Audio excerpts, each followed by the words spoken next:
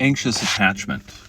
Here's a story about exactly that from my life, where when I was 4 years old and we were living in South America in Santiago, Chile, all of a sudden my dad took my older brother and I and flew in 1965 to Holland and left us there with an aunt and uncle. And you know, my aunt was super nice, so there's no complaints here or anything like that. But what you do when you're 4 years old and you're taken away from your parents, especially your mom, you make something up about it. And I grew up in a family where nobody spoke about anything, and so nobody talked about it. So you make stuff up, which is generally there's something wrong with me. I'm bad. What did I do? I don't know, but I better not make that mistake again. As a 4 year old, feels like some failure, some shame. 6 months later, he came and picked us up, and then we just never really spoke about it again. And I was thinking about that because in adult relationships, I would become very anxious if the relationship felt threatened.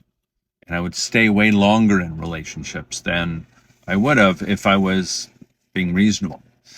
And then I was investigating this and realized that, well, trauma is also handed down in our DNA. And my dad, between the ages of 7 and 12, his dad was imprisoned by the Nazis in Holland because he was a captain in the military, and that would have had a significant impact both on my father and his father.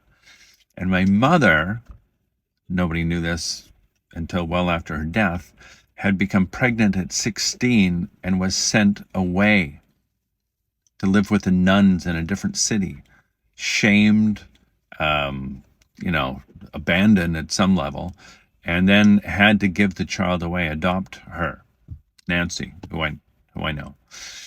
And so both of these ends up being where people don't have access to a parent as a kid or as a younger person, and that's traumatizing. And then it shows up when the relationship doesn't feel safe, shows up in the core of the body like it's the end of the world, and then we react or overreact or sometimes underreact and don't deal with it properly until we get to know it better, like this.